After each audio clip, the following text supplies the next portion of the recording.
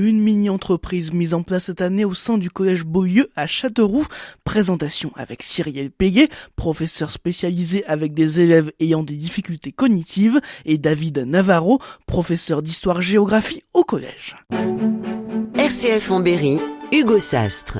David Navarro, Cyrielle Péguet, cette mini-entreprise, le but c'était quoi? Le but est de rendre les élèves acteurs et d'utiliser des connaissances qu'ils peuvent avoir dans les autres matières, mais dans une visée plutôt productive. Donc effectivement, les élèves de l'unité d'enseignement externalisé dont je m'occupe créent des bijoux, des boucles d'oreilles, des porte-clés, des porte-photos en pâte Fimo. Donc il y a de la conception de A à Z. Ensuite, ils doivent les vendre. Il y a aussi la récupération de bijoux extérieurs, de vêtements, chaussures, objets du quotidien, la maison, et on travaille en partenariat avec l'épicerie sociale et solidaire de la maison de quartier de Beaulieu. Nous avons établi 2 jours de vente par mois, une au sein du collège, une au sein de l'épicerie sociale. Et puis, pour se mettre un petit peu plus en avant au niveau des familles, les élèves ont créé un site internet qui est visible directement à partir du site du collège, où les élèves et leurs familles peuvent réserver en ligne. Et ensuite, ce sont les élèves de la mini-entreprise qui gèrent les réservations, mettent de côté, renvoient les mails pour dire que les articles sont réservés. Moi, j'anime la partie collège, la partie SAS. Alors SAS, c'est comme système d'accrochage scolaire pour les enfants qui ont des difficultés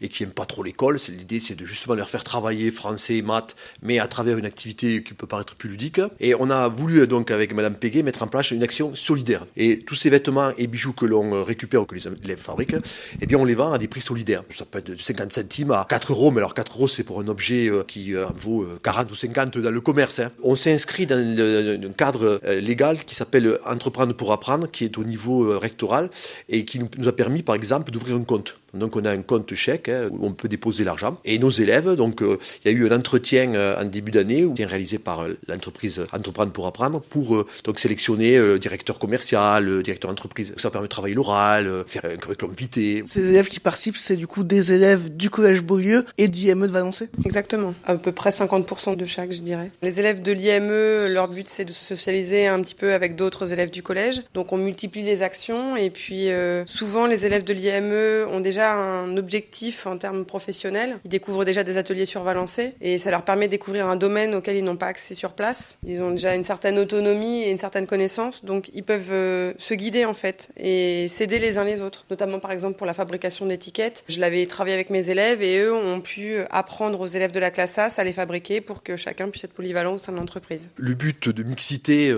et puis de prise en compte de la différence, c'est mieux qu'un cours. Parce qu'on a beau à développer ça en cours, l'intégration, la fin des discriminations, bon, ça reste de la théorie. Là, c'est de la pratique. Et on se rend compte effectivement qu'il y a une solidarité et rapidement, on n'arrive pas à distinguer qui de SAS Collège et qui de l'UME. Merci David Navarro, professeur d'histoire-géographie au collège Beaulieu à Châteauroux. Merci Cyrielle Péguet, professeur spécialisé avec des élèves ayant des difficultés cognitives. Vous nous parliez d'une mini-entreprise mise en place cette année au sein du collège Beaulieu à Châteauroux.